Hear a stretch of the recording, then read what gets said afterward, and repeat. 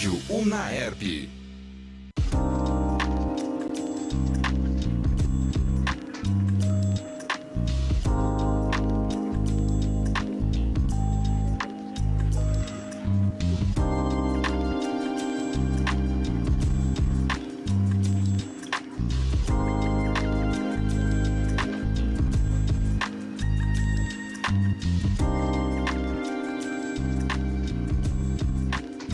Memória da Comunicação. A história viva da comunicação em Ribeirão Preto. Olá, seja bem-vindo, ouvinte da Rádio Unaerp. Meu nome é João Pedro Reberger e esse é o Memória da Comunicação de Ribeirão Preto, projeto do curso de jornalismo da Unaerp. Nele buscamos retratar a história da comunicação de Ribeirão Preto com os profissionais referência na cidade.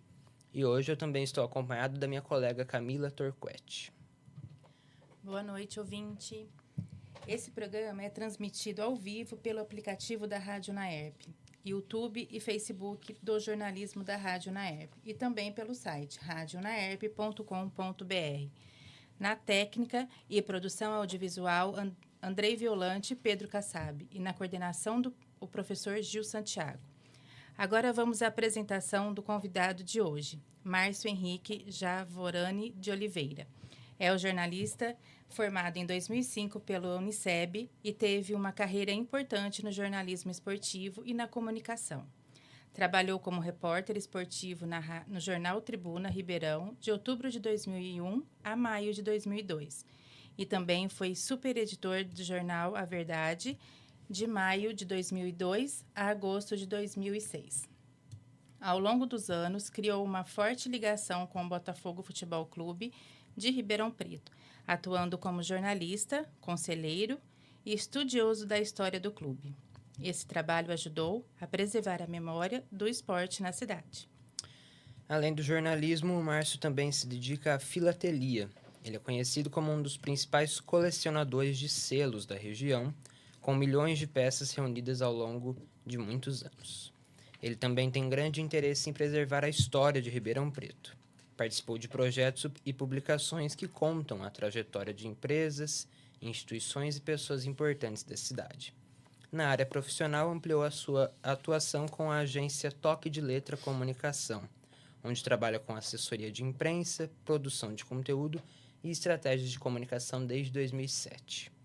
Seja bem-vindo, Márcio, e obrigado pela sua presença. Muito obrigado, João. Muito obrigado, Camila, Gil.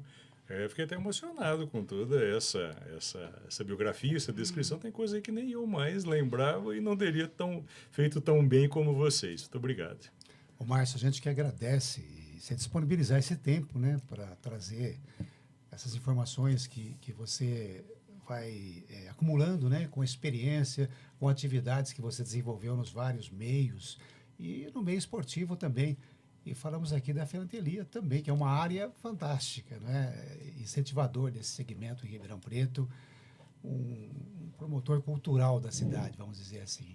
Então, obrigado por disponibilizar esse tempo para a gente ter essa história sua aqui registrada no Memória da Comunicação. Eu que fico muito feliz, até porque, tudo bem, já são 25 anos, né? Mas um tempo atrás estávamos nós dois e outros colegas jornalistas fazendo a mesma coisa com Wilson Roveri, com Elton Pimenta, enfim, com outros ícones do jornalismo, né? Então, de coração, é uma honra hoje poder estar ocupando esse lado de cá da bancada. Fico muito feliz com isso. E a gente agradece. Sim. Bom, começando aqui a nossa entrevista, né? Queria saber, Márcio, qual foi o seu primeiro contato com o jornalismo? O que te levou a ser um jornalista? Pois desde criança, né? Eu sempre fui ligado a futebol e ao jornalismo. Então eu fazia meus campeonatos de botão e fazia o jornalzinho depois do campeonato de botão. Aliás, eu até devia ter trazido para vocês, que eu tenho até hoje algumas edições. Tirava as folhas do caderno, ia lá, escrevia, colava fotografias que eu tirava da revista Placar, e aqueles eram os jornais dos meus campeonatos. Então, assim, eu sempre fui apaixonado, tá, por jornalismo. Só que tinha uma resistência, né, da família. O jornalismo naquela época, talvez, ou seria algo da minha família, enfim, mas não foi incentivado. Né? Você queria ter um filho doutor, onde já se viu um filho jornalista que vai trabalhar na rádio, vai ter que vender publicidade se quiser ganhar dinheiro e tal. E a gente jovem, enfim, ainda influenciável, né? Então fui fazer direito, por sinal aqui na UNAERP. E como eu brinco sempre, eu não fiz muito direito, né? Acabei fazendo errado, não me formei. E depois, aí, com 20 e poucos anos, consegui, enfim, realizar o meu sonho, que foi fazer jornalismo. Mas o jornalismo, sem a menor dúvida, já estava na veia, no sangue, desde criança, sem a menor dúvida.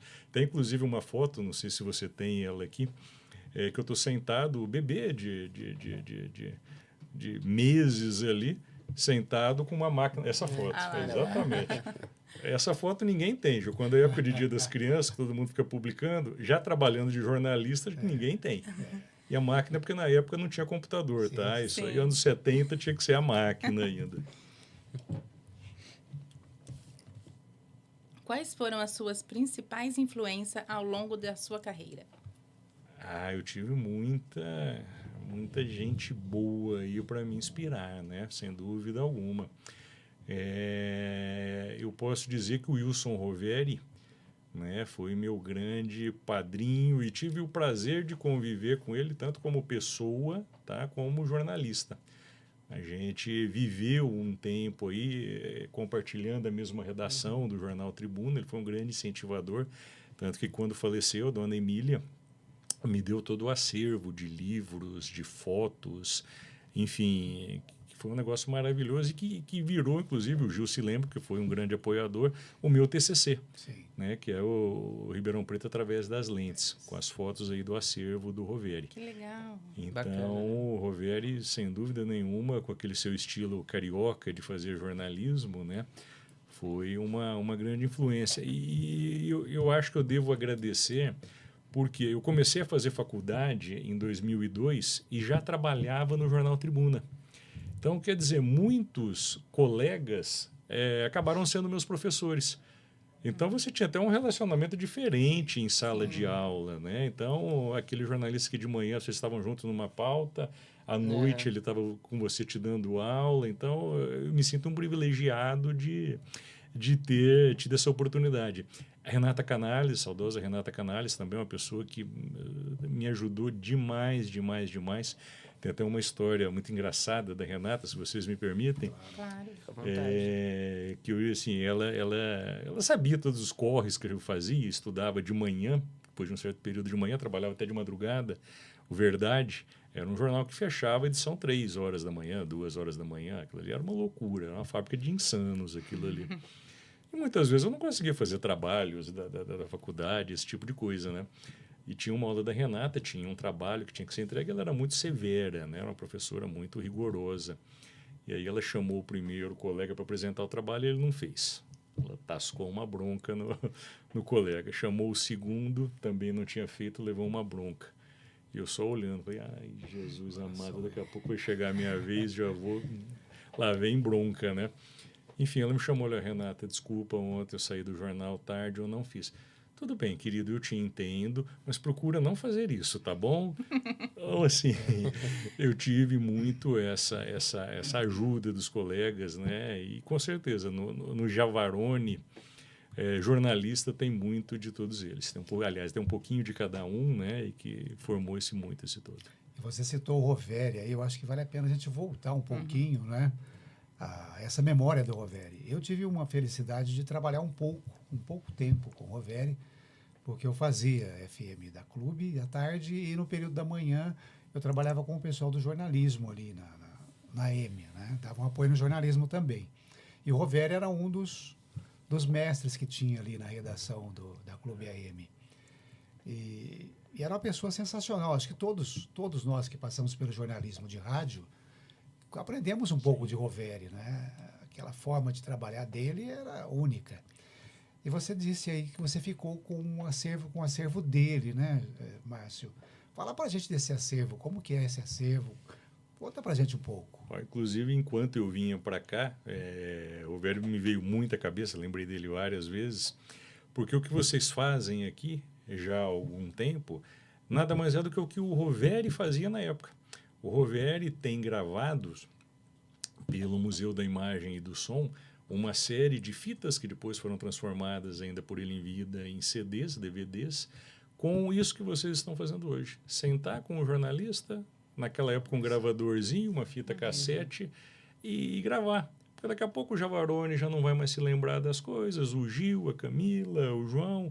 Então a gente precisa fazer isso enquanto a gente ainda está aqui, né? Verdade. Mas enfim, fotografias, Gil, é algo assim fantástico, tá? Porque o Roveri trabalhou no Diário de Notícias, trabalhou no Diário da Manhã, trabalhou no Tribuna. O Roveri trabalhou em praticamente todos os veículos de Ribeirão. E por ser uma pessoa muito ligada à história, ele sempre guardou isso. Aquele material que ficava jogado em cima da mesa, no final do expediente o Roveri ia lá, pegava, punha na pastinha e levava para casa dele. E aí foi fazendo um acervo sem tamanho. Os livros de uma época que a literatura para o jornalismo era muito escassa, até porque a gente não pode esquecer que antes de 81, né, do começo dos anos 80, final dos anos 70, agora me perdoem a falha, a faculdade de jornalismo ainda era incipiente, não se exigia o diploma, tudo isso. Então você tinha pouco material sobre jornalismo. E o Roveri já tinha uma biblioteca fantástica, livros do Luiz Amaral. Ele escreveu muitos livros sobre a história da imprensa de Ribeirão. O Rádio Bom Demais é um exemplo disso. E tem um segundo volume que não chegou a ser escrito, que está lá manuscrito por ele, não chegou ao fim, mas que seria a continuação do Rádio Bom Demais, e que eram as crônicas, né, que ele publicava no jornal A Cidade aos domingos. Uma história até bacana dessas crônicas, que eu recortava, né, e colava elas num caderno. E um dia eu falei isso para ele. Me traz que eu quero ver.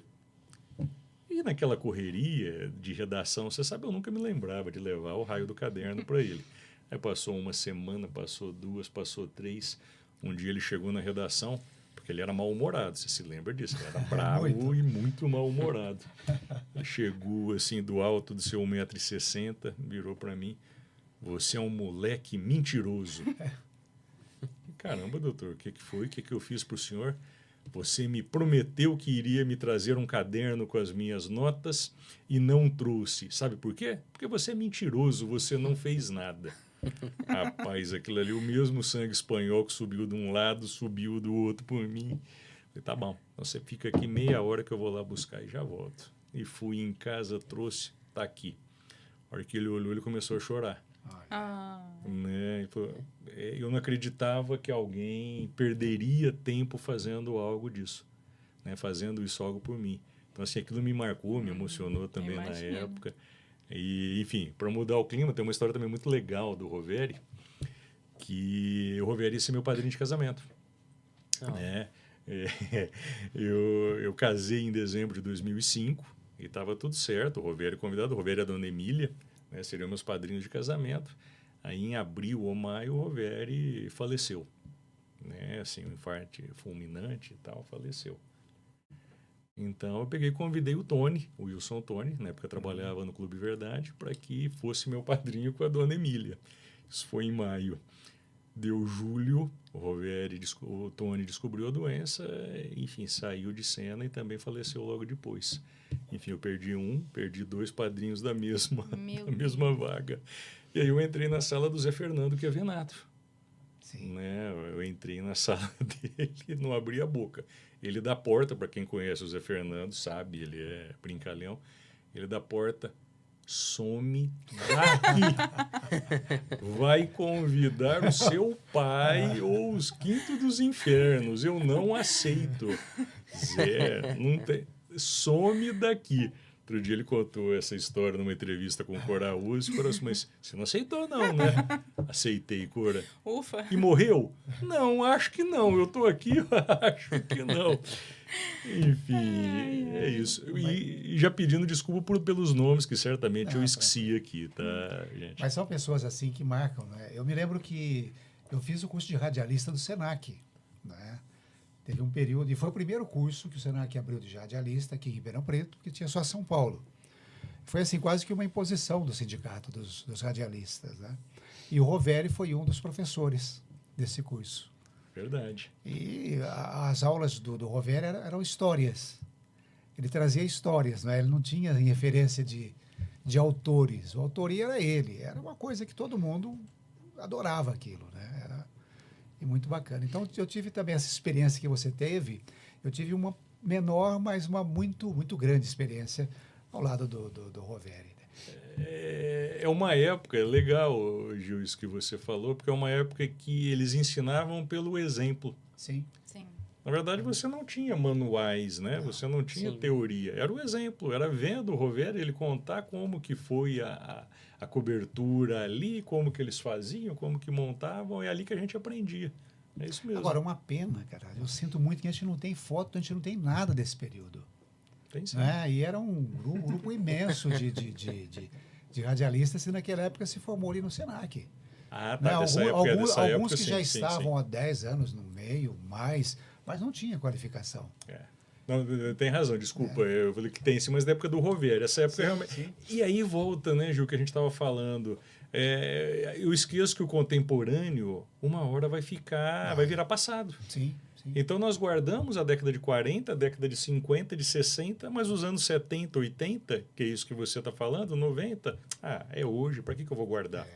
E a gente não guardou, realmente, essa época não existe nada. Sim. Você, o Celso, né, vocês fizeram um trabalho muito bacana de resgate disso. Né? O próprio livro da PRA7 com o André tem também esse resgate, mas eu tenho certeza que a dificuldade que eu encontro no livro do Botafogo, por exemplo, é com o contemporâneo. É o que vocês encontraram ali. É mais fácil você resgatar coisa de 80 anos do que de 10 anos atrás, realmente. Mas que é fundamental, né? Você precisa conhecer o passado, entender como que se formou essa nossa sociedade, né? E a nossa profissão também. E as referências que estão ali, né? Até para valorizar, né, gente? Sim. Porque eu contei agora há pouco que na minha família havia um forte preconceito em relação, né? Hoje a família acha bonito, vai fazer jornalismo para aparecer na televisão, né? Sim.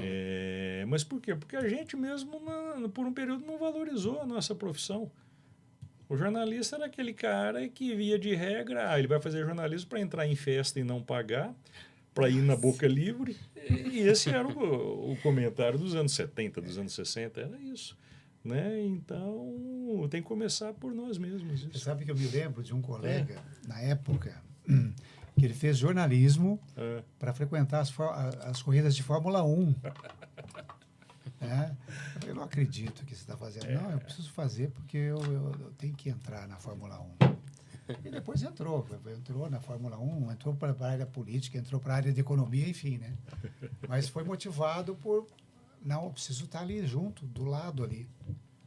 O futebol, nos anos 90, 2000, tinha a carteirinha não era nem da FENAGE, era a carteirinha da Arcesp. Gente que nunca pegou numa latinha na vida, nunca foi jornalista na vida, nunca pegou numa pena, nunca escreveu nada, tinha Arcesp só para não pagar ingresso. Faz parte. Faz parte. Bom, continuando aqui a nossa entrevista, né? Eu queria saber qual foi o seu primeiro emprego, né? Com quantos anos que você começou a trabalhar nessa área do jornalismo? Isso é legal. Eu falo muito, tá? Qualquer coisa vocês vão me cortando aqui Não, também, enfim. Meu pai tinha uma distribuidora de medicamento. Isso no final dos anos 2000, quando eu já tinha terminado, aliás, quando eu não tinha concluído a faculdade de Direito. E essa empresa não teve sucesso, acabou quebrando. E aí eu cheguei com uns 20 e poucos anos, 22, 23 anos.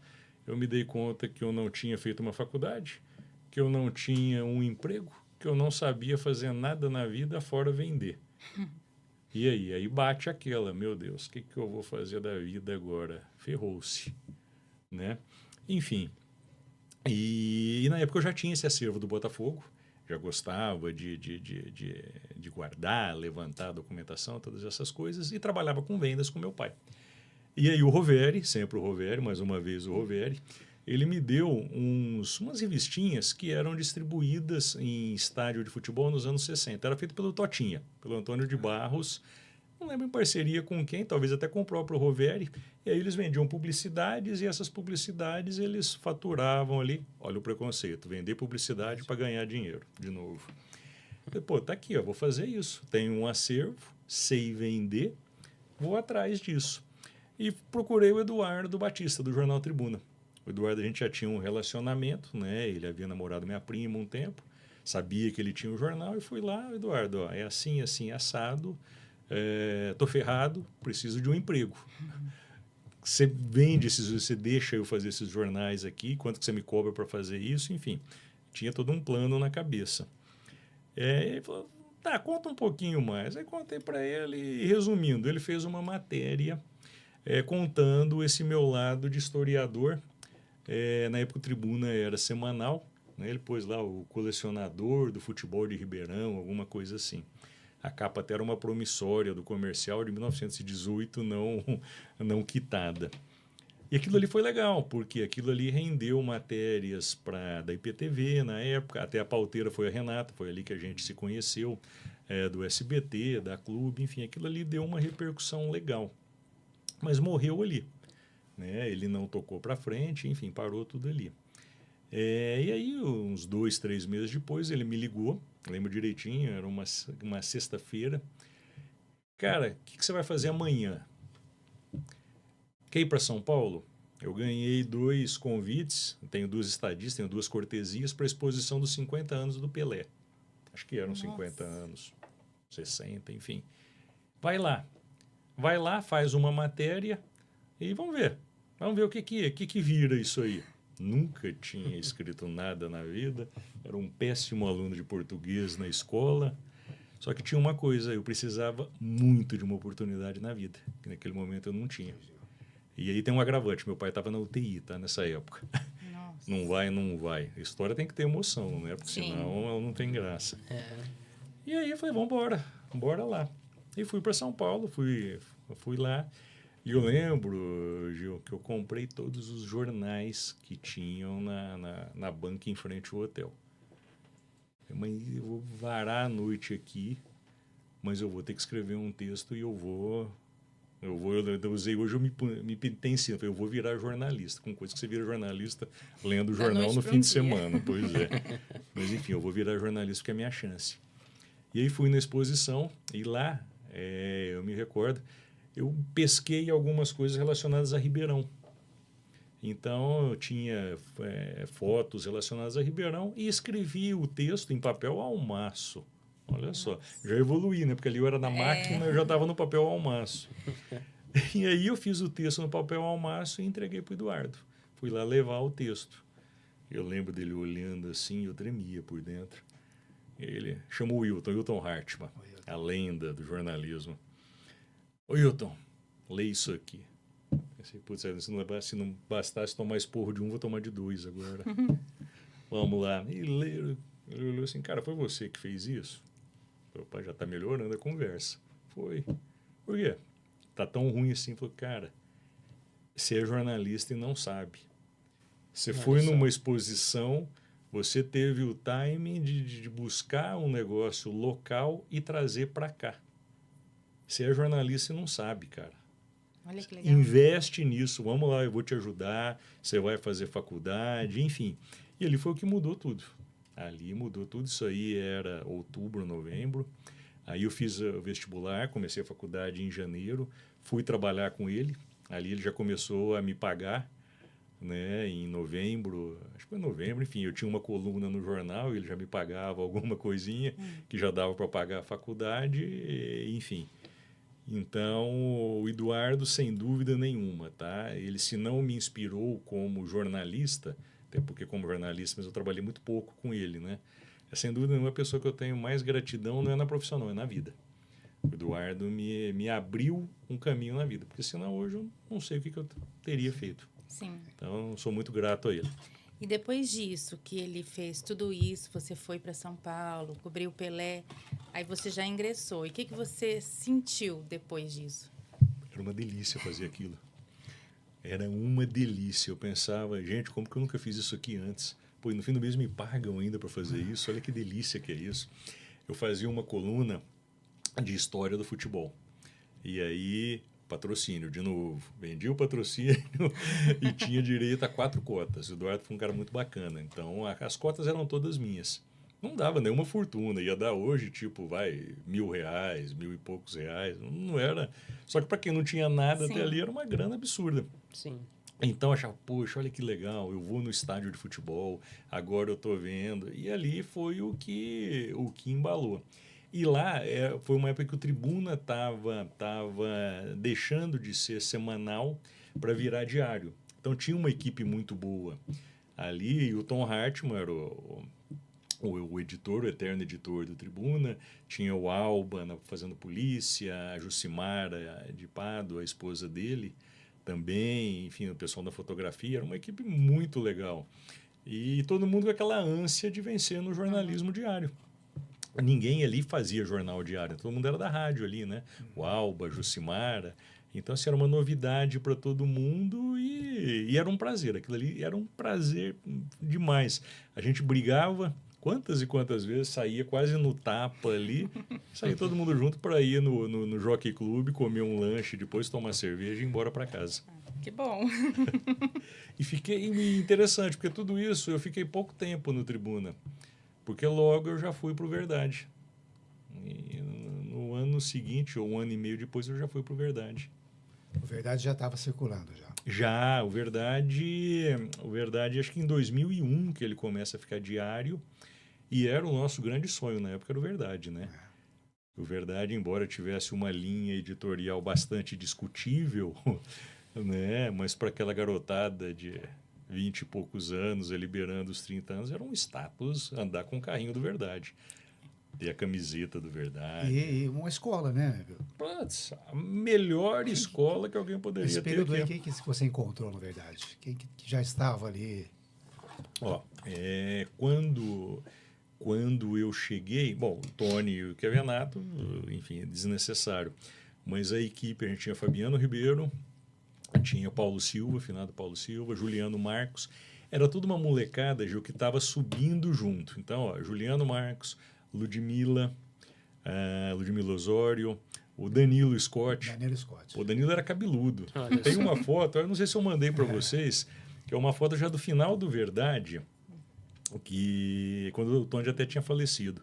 Que aí tem toda a equipe. Olha, outro dia eu mandei essa foto pro Danilo. Ele tá cabeludo e ele ia trabalhar de chinelo e camiseta. Ali era um barato, era uma molecada. As meninas, a Isadora, a Carolina, que hoje está em Londres, a Gislaine Espanholo. Né? Então, assim, era uma equipe. Homero Neto, Nossa, né? o que Homero. hoje está na advocacia, né? Então, De nome eu conheço mesmo. o Homero, se não me falha a memória, ele é genro do Dr. Justino, que foi muito tempo aqui coordenador, né, do direito da Hoje UNAERP. é a filha. Hoje Isso, a a gente Patrícia. trabalha com a Patrícia. A Patrícia é a esposa do Homero. Ah, olha que legal. O Homero Não é sabia. marido da Patrícia. Inclusive, falei com ela hoje. Ah, é? O Homero tem histórias fantásticas. O Homero é um cara que, assim, ele consegue, no meio daquela tensão que era o Verdade, ele conseguia tirar sacadas, assim, rápidas e inteligentes e quebrava o clima. E aquilo ali era um barato, né? Porque a gente passava as madrugadas lá, né, Gil? O Verdade era o último jornal de Ribeirão a fechar. Tá? O Verdade fechava 2, 3, se fosse preciso, 4 horas da manhã. Isso quando não surgia nenhum gato morto. Vocês já ouviram a expressão gato morto?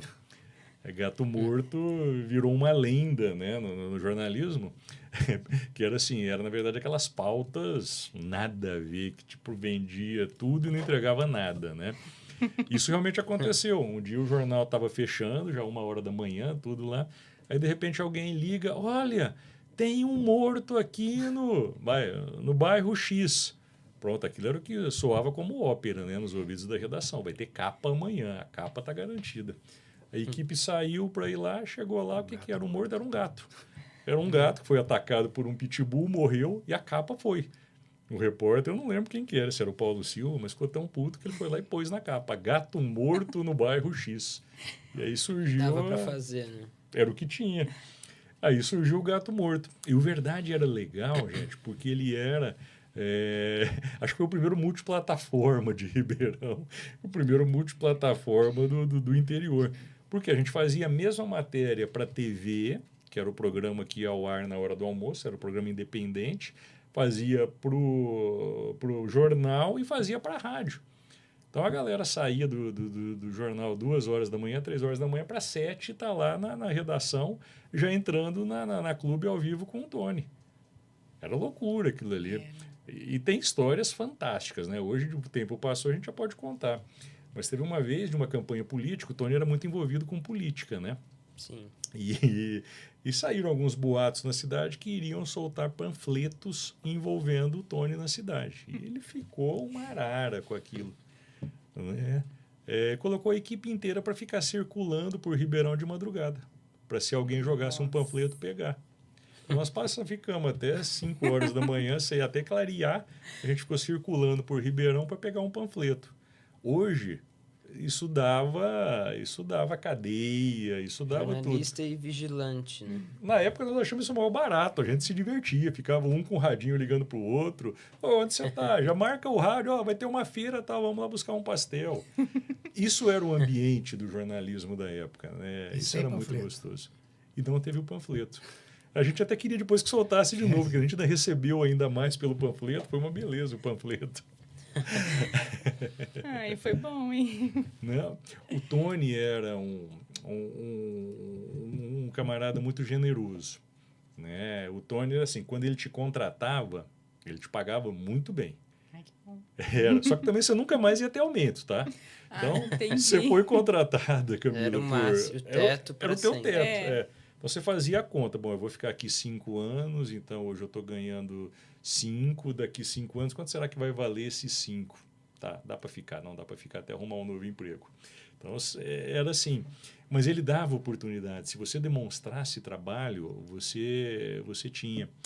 E o Verdade, na época, era o único jornal de Ribeirão que circulava às segundas. Né? Os jornais geralmente circulavam aos domingos, aí segunda não tinha edição, depois voltava na terça. E o Verdade inverteu a situação. Ele não saía aos domingos, só que saía às segundas, então a gente trabalhava às segundas. Pô, segunda-feira, eu era o repórter esportivo. O que o cara quer, a maioria do leitor na segunda-feira quer? Saber resultado. Sim. Você não tinha internet, você não tinha nada disso. Era o jornal. Era o jornal. Então, o que eu fui conversar com ele, Tony? A gente queria fazer um caderno de esportes. Podemos? E naquele estilo dele. Pode. Tá, Tony. Que pode a gente sabe, né? Enfim. E aí? Não, eu banco o caderno e vocês vendem. De novo, vende. Tá bom, Tony. Legal, mas e aí? E o que mais? Na época éramos eu e Moraes Júnior. E tá, mas... eu pago uma comissão para vocês. Tá melhorando. Legal, tá ficando boa a conversa. Isso aí, tá ficando boa a conversa. E a comissão em média era de 20%, tá? E quanto, Tony? Meio a meio, tá bom? A gente não podia dar bandeira que tava bom, né? Tinha que dar uma disfarçada, fazer uma cara... Tá razoável, meio a meio tá razoável. Saímos de lá soltando foguete de alegria. Mas não é isso que eu quero contar. Veio o primeiro mês, a gente foi levar para ele os 50%. Ele não recebeu. O segundo mês, ele não recebeu. O terceiro mês, ele não recebeu. Ele passou a receber os 50% dele, tipo, quase um ano depois do projeto em pauta. Ele falava, não, você está com a esposa grávida. Você, era o Juninho, você vai casar agora, que era eu. Esse dinheiro não vai fazer diferença para mim. Para nós era 2, 3 vezes o salário que a gente recebia. Não, isso aqui para mim não vai fazer diferença. Para vocês vai. Então, não. Então, poxa, você não vai suar sangue por um cara desse? Sim. Você vai buscar panfleto a noite inteira. Você vai atrás disso. Quantos dias for necessário. Isso eu acho que era muito bacana. O Tony era uma figura controversa, ok. Tem uma biografia não muito unânime, né? Tem muita gente que gosta, tem muita gente que não gosta, enfim. Como patrão, foi sem dúvida nenhuma o melhor que eu tive. Sem dúvida nenhuma. Que tinha a questão da liderança, né? Que é bem importante. Exatamente. A referência, né? É isso. Exatamente, é isso aí. ele olhava, ele não precisava falar 2 vezes. Ele olhava, você já sabia. Tem uma outra história bacana dele também, que tinha um cinegrafista no jornal que era muito gozador, né? Muito brincalhão. E ele gostava de imitar o Tony. Aliás, Ribeirão inteira gostava de imitar o Tony, né? O Tony, para quem não conviveu com ele, tinha uma voz muito aguda, né? Tinha uma voz característica que era só dele. E o mundo ligava à noite no Verdade. A mulher está brigando com o marido, ela resolve ligar no Verdade à noite para pedir para o Tony ajudar. O cara está devendo, não pagou a conta do bar, ligava para o Tony lá jogar. E esse colega cinegrafista, ele gostava de fingir que era o Tony. Aí um dia alguém ligou lá, alô, boa noite. Aí do outro lado o Serginho, entendeu? Oi, boa noite. Aí quem está falando? É o Wilson Tony. Aí vem a frase. Como posso ser eu se sou eu que estou ligando? Quem está falando? Só se ouviu uma ligação cancelada, desligada, e até o fim da vida o Tony não soube descobriu. quem é. É aquele tipo, você sabe com quem está falando? Não, graças a Deus. Segue a vida. Tipo isso. Nossa, que ótimo, hein? Legal. E até, né, acho que tem até uma foto sua quando você estava na época do Tribuna, né? E o que eu ia te perguntar era o seguinte, né? Como é que foi essa transição, né? Por exemplo, você passou o início ali no Tribuna, depois foi pro Verdade, né? Como que foi essa transição, né? Porque você começou no Tribuna em 2001, sai em 2002 e fica até 2006 no Verdade. Como é que foi essa mudança de funções, ou era parecido? A função basicamente era a mesma, né? Editoria de esportes do jornal. Mas o Verdade era o jornal que dava prestígio na época, né? Então, ainda que não fosse o mais antigo, que não fosse o maior, mas o Verdade era o jornal que dava prestígio. E o próprio Eduardo sabia disso. Eu lembro quando eu fui falar com ele, não, cara, vai correndo, eu só preciso de uns 15 dias aí para me adaptar. Eu falei, não, tranquilo. Mas ele mesmo entendeu isso, e outros que vieram depois de mim também saíram, então assim, não foi fácil. Mas tem uma história legal que eu nunca contei isso. Eu vou até pela primeira vez contar isso, óbvio, só aí, não citando os nomes. Mas quando eu entrei no Verdade, eu assumi a posição que antes era do Igor Ramos, que é um baita de um profissional, sem dúvida nenhuma, um dos melhores aí que já passaram pelo jornalismo esportivo de Ribeirão. E aí ele deixou o Verdade, foi para a Cidade, se não me falha a memória, né? E aí eu fui contratado pelo Tony. Um dia o Tony me chamou para ir até lá, e acertamos tudo mais. Mas aí eu fiquei esse período de 20 dias, aí, um mês, eu não lembro quanto tempo antes de começar. E nesse período, a pessoa que estava fazendo, o colega que estava fazendo o esporte quando o Igor saiu, ele me procurou, a gente se encontrou um dia, acho que no Botafogo, fazendo matéria e tudo mais, ele falou assim para mim, pô, Java, me ajuda, eu estou pegando agora, sempre foi meu sonho, sempre quis fazer futebol, sempre quis fazer esporte, me dá uma mão aqui, se puder me ajudar e tal. E eu sabia que eu já estava contratado para aquela vaga.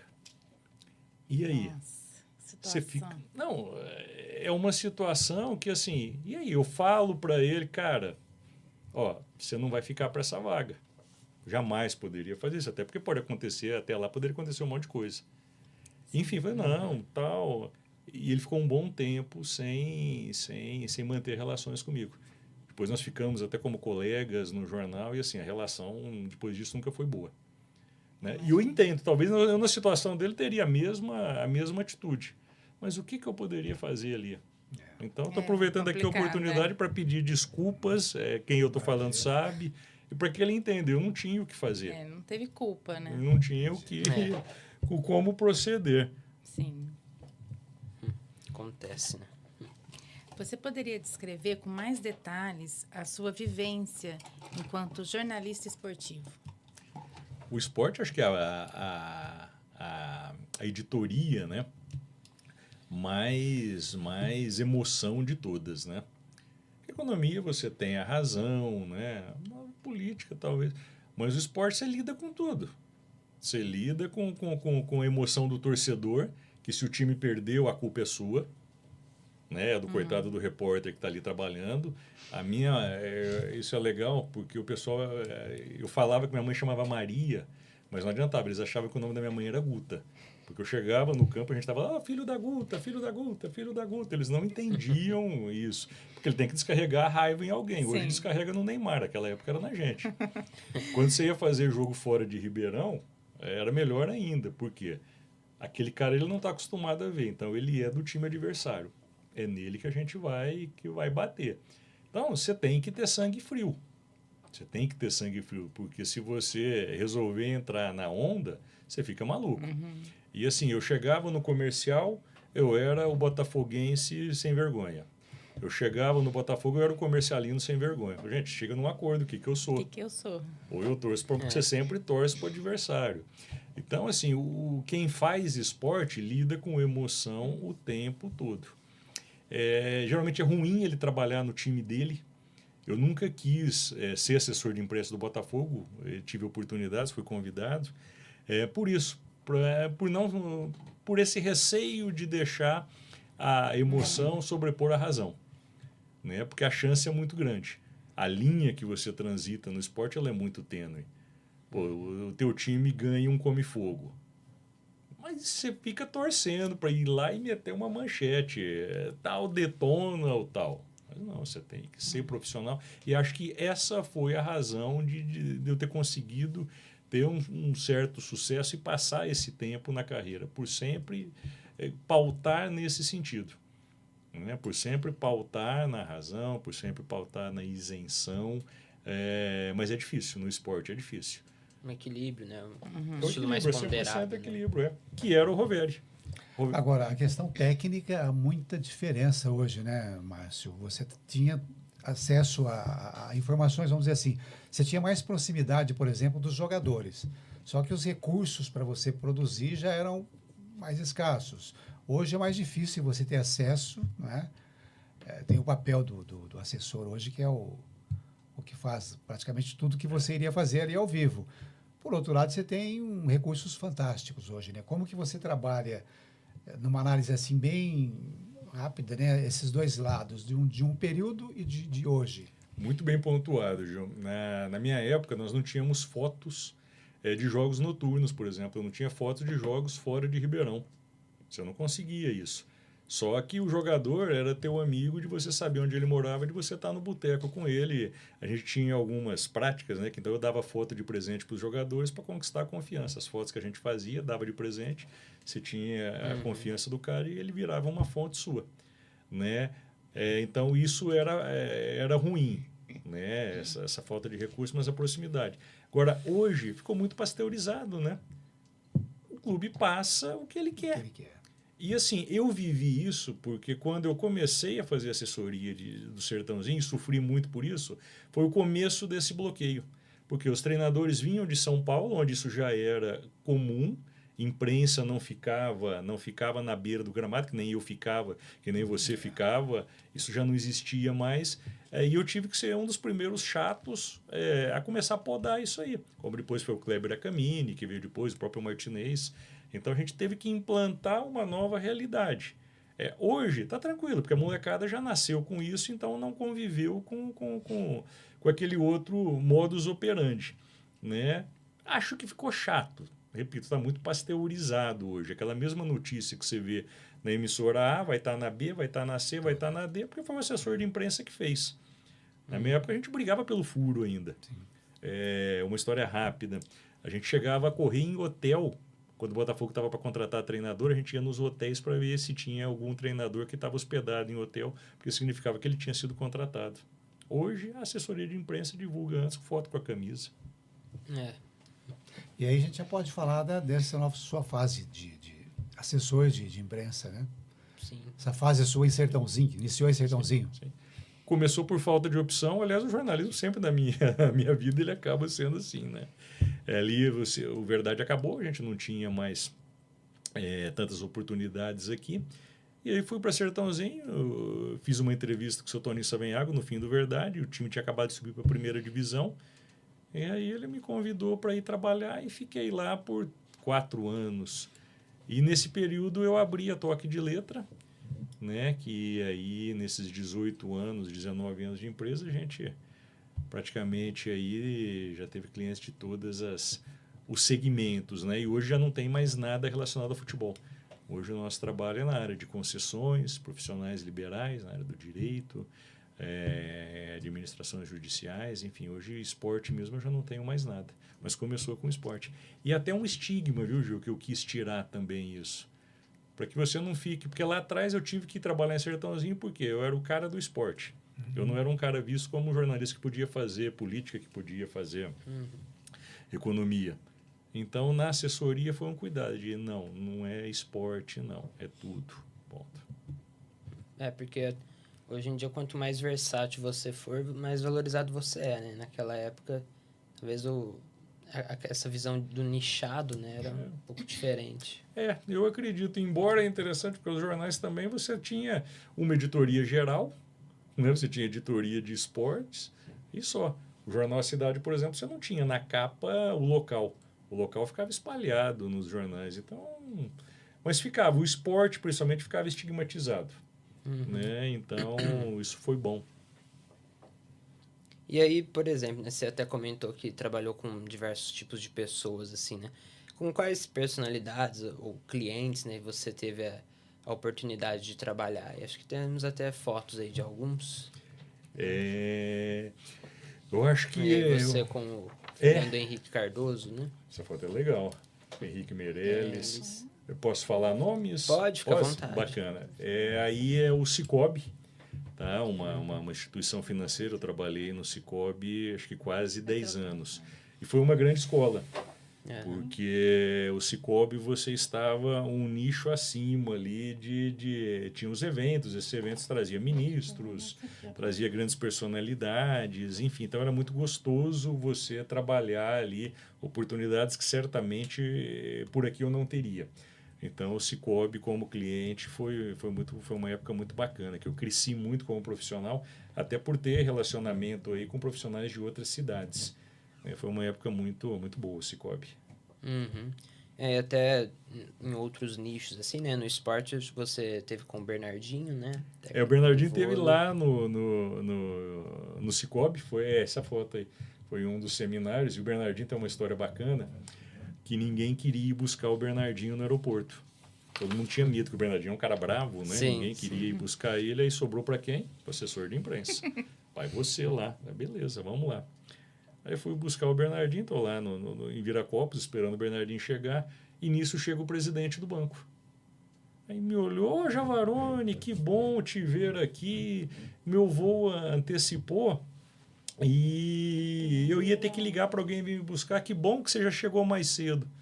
Putz, mas eu não tinha ido lá para buscar ele. E o carro já tinha mais gente. Falei, e agora?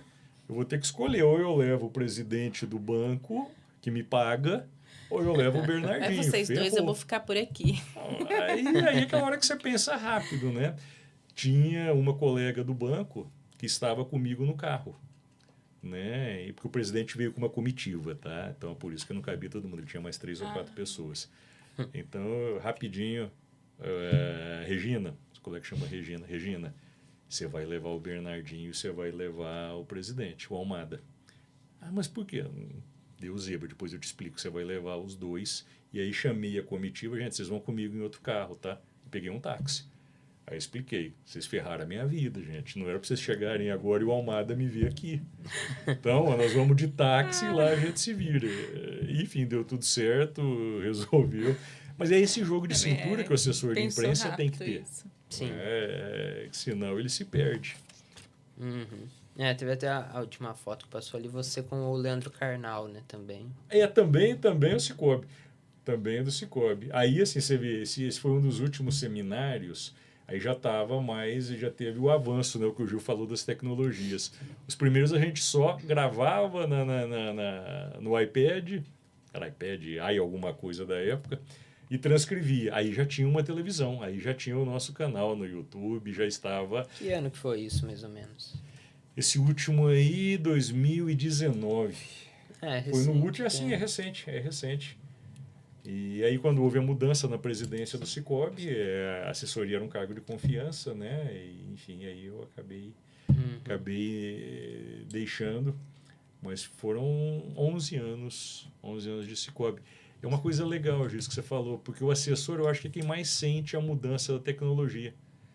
Porque a gente faz áudio, a gente faz vídeo, a gente faz impresso, o assessor de impresso faz tudo. Então ele tem que acompanhar toda a mudança, ele tem que ter equipamentos de última geração, enfim. O assessor acaba tendo que estar atualizado. Uhum. Bom, na verdade, o que eu ia até comentar, né, na Toque de Letra, você trabalha sozinho ou você tem uma equipe junto com você? Esse também é um avanço. Lá atrás, no começo, a gente tinha 3, 4 pessoas, enfim. Hoje, você já não precisa mais ter uma equipe fixa. Né? Então, hoje você consegue e você terceiriza trabalhos. Então, você tem um trabalho de foto, a foto é terceirizada, você tem a produção de artes, a produção de artes é terceirizada, você vai fazer um evento maior, então você contrata freelas, até pelo próprio mercado. O mercado hoje também nos leva a isso, hoje não tem mais um mercado como você tinha antigamente. Quando eu comecei com assessoria, nós tínhamos 7 jornais impressos em Ribeirão, diários, aliás, 6 diários e um semanal. Nós tínhamos 3 revistas, nós tínhamos 4 emissoras de TV.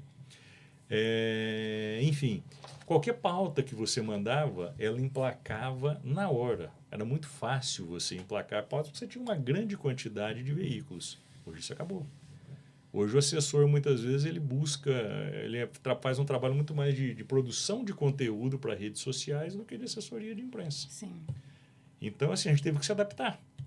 Aquela assessoria que eu fazia lá em 2009, em 2007, é muito diferente do que a gente faz hoje.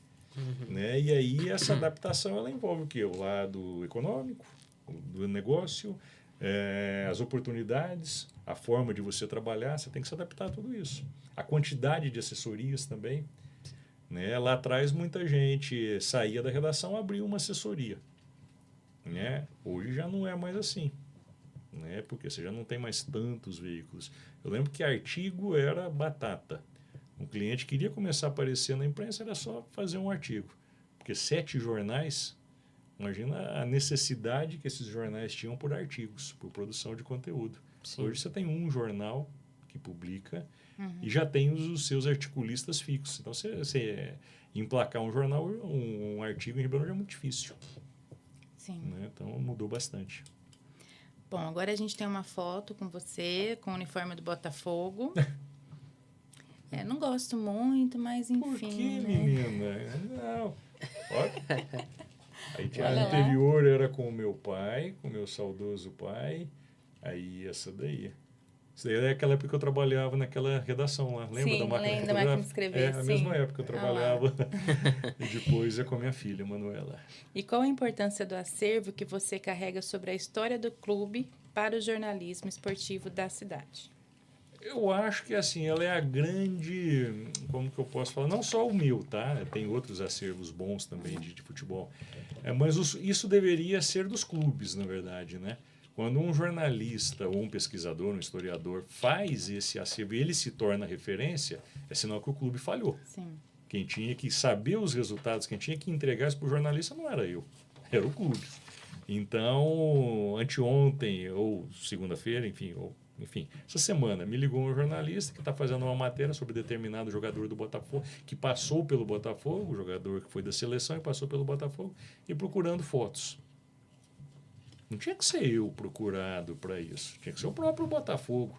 Se sou eu, é porque houve uma falha. Mas perfeito, então cumpro a minha missão, mantendo esse arquivo, segurando sempre que possível, colaborando, auxiliando. Né? Todo mundo que me procura, se tenho as fotos, a gente passa com o maior prazer os resultados. A ideia é lançar um livro até o final desse ano, né? Com todos os resultados do Botafogo, desde 1918 até hoje. E toda uma pequena biografia de todos os jogadores que já passaram pelo Botafogo na época do profissionalismo. Bem legal. Tem bastante coisa, hein? Tem, Sim. tem. Isso começou como um passatempo e foi tomando proporções. E uma coisa muito legal disso... Passa a ser mais legal ainda, né? Passar tempo e aí... Sim. E uma coisa que me marcou, Camila, foi um dia que eu liguei para um determinado jogador para pegar informações dele, para ver se ele tinha fotografia, alguma coisa assim. E ele falou, eu estou em Manaus agora visitando a minha filha, mas me deixa o teu endereço que eu vou te mandar o material que eu tenho. Tá bom. Aí um dia eu estou na toque de letra, toca a campainha, olhei pela câmera, não conheci, fui lá. Oi, eu sou o Roberto, aquele jogador que você falou há 3 meses atrás, ó, eu vim trazer um presente para você. E aí me entregou uma caixa, Gil, com fotos, com jornais, com tudo mais. Assim, olha, os meus filhos, os meus netos nunca se preocuparam com a minha vida como jogador. Você, sem nunca ter me visto, se preocupou, achou meu telefone e me ligou. Então, toma, fica para você. Nossa. Você vai levar isso para frente. Então, aí assim, eu me dei conta da função social que a gente tem como jornalista. Sim. Né? Em escrever a história. Estamos falando aqui do Botafogo, mas vale para tudo. Então, Sim. a nossa função, tanto é que o nosso curso qual é? Comunicação social. Nós temos uma função social que muitas vezes a gente esquece. Né? Não é só aparecer na televisão, não é só... Nós somos os historiadores do hoje. Se o jornalista não escrever no jornal, se o radialista não soltar a voz e gravar, se ninguém... Não vai existir isso. Né? Isso não vai existir. Agora, você disse que tem desde o início do Botafogo. Pois é. Coisa Isso de aí maluco, né? É uma coisa raríssima, né? E como que é a prospecção desse material? Como que funcionou isso? Jornais, basicamente jornais. Entendi. Aí volta nessa frase, o jornalista é o historiador do hoje. Porque não tem, os clubes simplesmente não têm isso. Então é pesquisando, jornal é jornal, época que o Arquivo Público de Ribeirão estava disponível para isso, em outros arquivos, existe uma rede de historiadores hoje, então tem muita troca. Sim. Então eu faço Botafogo, tem o cara que faz Guarani, tem o que faz 15 de Piracicaba, então você vai trocando informações. Lógico que isso lá atrás, ele pode ter falhas, né? Então ele pode... Eu considero que a partir dos anos 30 é muito raro a chance de uma falha. Porque você tem vários jornais, o que você não encontra em um, você encontra em outro. Mas de 20 e poucos para trás ali, você já tem uma fonte só, então pode ter falha sim. Mas você ter mais de 5.000 jogos em 108 anos é coisa de maluco, né? É fantástico. Inclusive, já tem uma previsão desse livro, não? Esse livro já era para ter sido lançado há muito É. tempo, Gil. É aquele perfeccionismo. Estou te falando porque você já está convidado a lançar aqui com a gente. Com o É, maior No prazer. nosso curso, já está Com o convidado. maior prazer. Uma palestra e o lançamento do E livro. vai aumentando Maravilha. cada Legal. vez mais o conteúdo, né? Cada momento que passa ali. Eu vou confessar para vocês uma Espero coisa. que seja esse ano para a gente também estar aqui. Com certeza. verdade. Não, desse ano não pode passar. Ah, chega. então tá bom. Eu vou confessar para vocês o real motivo. Né? Nos atletas, eu faço uma pequena biografia de todos os atletas. Né? O que é? Nome, data de nascimento, local e tal. De quase 2.000, aliás, de mais de 2.000 jogadores, me falta o nome completo de 7 jogadores. Então, por causa desses 7, eu sempre falo, não, mas um mês eu vou encontrar esses 7. Aí, não, mais 2 meses eu vou encontrar. E aí, mas só que chega uma hora que, cara, você vai morrer e esses jogadores vão estar lá. Então, chega, para. Né? Então, assim, hoje a ideia é que a gente consiga ir para o final do ano, até, de repente, casando com o aniversário do Botafogo. É, bem bacana mesmo. Já e anotei, até- tá, para voltar aqui. Por Ah, favor, com tá certeza. convidado. E até tem uma relação com um hábito que você tem, que é o colecionismo, né? Você consegue fazer um paralelo entre o jornalismo e o colecionismo na sua vida, ou de forma geral, assim? São 2 paixões. São 2 paixões e, enfim, interessante que ainda me sobra tempo de vez em quando pescar, tá? Ainda me sobra tempo para almoçar e jantar também. É importante. O colecionismo também me acompanha desde cedo, foi uma válvula de escape em diversas situações.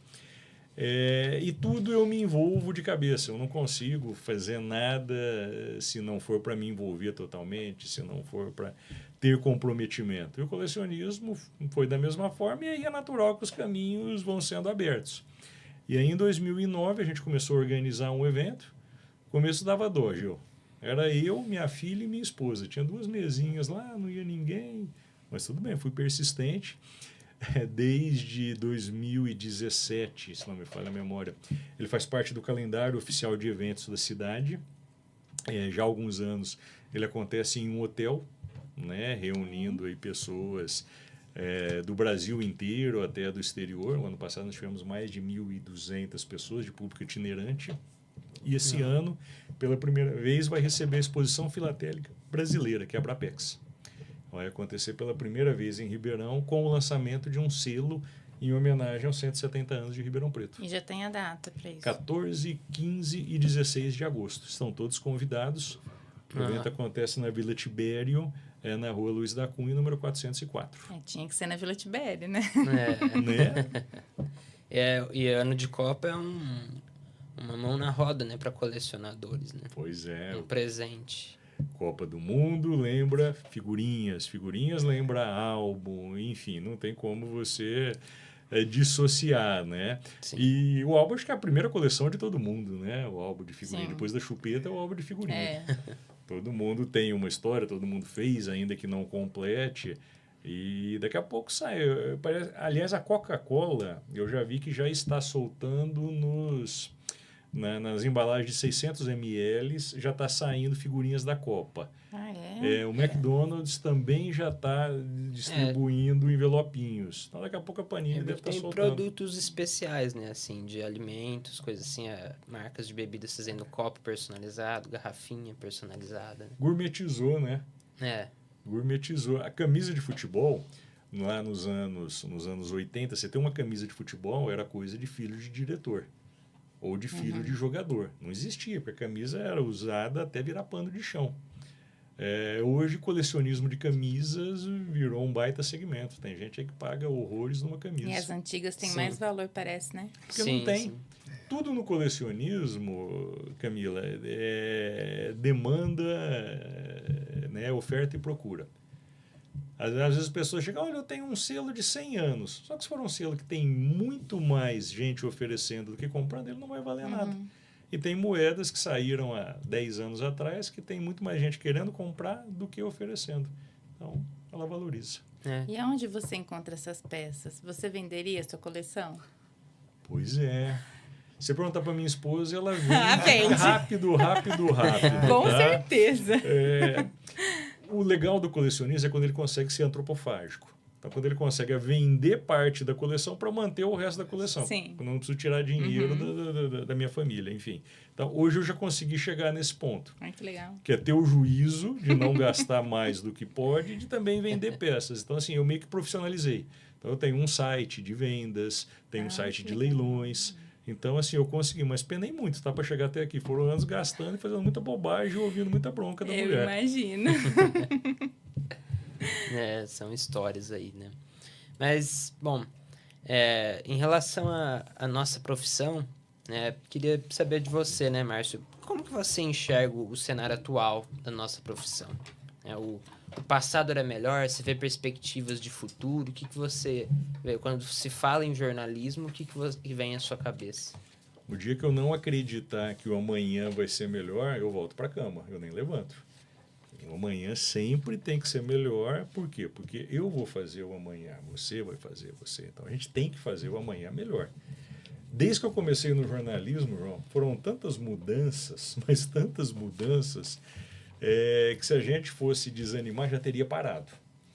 Né? Então, hoje, como o Gil falou muito bem agora há pouco, então eu tenho um cenário que, de repente, em termos de veículos, ele pode ser pior. Só que ele me dá oportunidades de empreendedorismo na área do jornalismo. E o jornalismo tem isso de muito legal. Ele te forma para o todo. Então, você não precisa ser o jornalista de rádio, você não precisa ser o jornalista de TV, o jornalista de impresso, se é que ele ainda existe. A tua formação ela é tão ampla que te abre o leque para você trabalhar em diversas áreas. A área institucional, poxa, olha que área bacana, precisa de boas pessoas, precisa de pessoas que se comuniquem e não existem.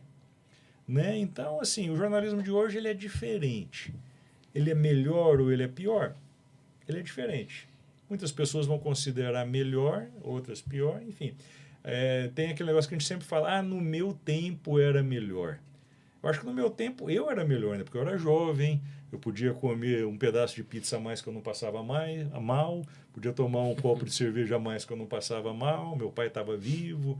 Enfim, a minha realidade naquela época era melhor. Mas profissional não. Vamos trabalhar com o que a gente tem em vez de reclamar e vamos seguir a vida. Sim, e as dicas que você pode passar para quem está se formando agora em jornalismo, tipo a gente? A primeira, aprendam a abrir um copinho de água. Eu estou apanhando com ele aqui, já tem 20 minutos e eu não consigo abrir esse copinho. Vocês um dia virão dar uma entrevista e não conseguirão abrir um copinho de água. Então é a primeira. Só para descontrair. Sim. Mas vamos lá. O jornalismo é maravilhoso. O jornalismo é uma das profissões mais lindas que existem. Mas quem faz o jornalismo sou eu, repetindo, é você, é você, é você. Então, foquem no que vocês realmente querem, acreditem no que vocês querem, acreditem no que vocês querem e acreditem de novo, que com certeza vocês vão ter sucesso. Eu assisti uma palestra uma vez, numa escola de Orlândia, e a pessoa dizia: eu preciso ter bons médicos, porque senão a gente não vai ter uma medicina bacana. Mas eu preciso ter bons padeiros, eu preciso ter bons açougueiros, eu preciso ter bons jornalistas. Uhum. E eu só consigo ser bom quando eu faço aquilo que eu amo, quando eu falo aquilo que eu gosto, quando eu faço aquilo que eu gosto. Como eu disse lá atrás, eu acho que eu nunca trabalhei na vida, eu sempre me diverti, eu sempre fiz algo que eu amava. Porque o dia que eu tiver que acordar para ir trabalhar, é a hora que eu tenho que abandonar aquele cliente, deixar de atender aquele cliente, mudar de foco, deixar de fazer aquilo. Porque meu resultado não vai ser legal. Continuem. O que puderem contar comigo, tem um colega em mim, estou à disposição, podem me procurar. Enfim, e desejo sucesso a todos vocês. Obrigada. A gente que agradece. Sim. Bom, infelizmente o Memória da Comunicação de hoje está terminando. Eu agradeço muito, imensamente, a disponibilidade do jornalista Márcio Javaroni, sócio e criador da Toque de Letra Comunicação. Os nossos agradecimentos também vão para a audiovisual de Andrei Violante, Pedro Kassab e o nosso professor da Rádio Naerp, Gil Santiago. O episódio da Memória de Comunicação de Ribeirão Preto está disponível no YouTube da Rádio Naerp, do curso de jornalismo e do canal Memória de Comunicação, assim como no site da Memória, jornalismonaerp.com.br/memórias. Opa! Eu sou Camila Torquete, estudante de jornalismo, agradeço a sua audiência e até a próxima produção. Ô, Márcio, muito obrigado. Você acompanhou mais uma transmissão da Rádio Unaerp. Audiovisual, Andrei Violante. Assistência, Pedro Kassab. Coordenação, Gil Santiago.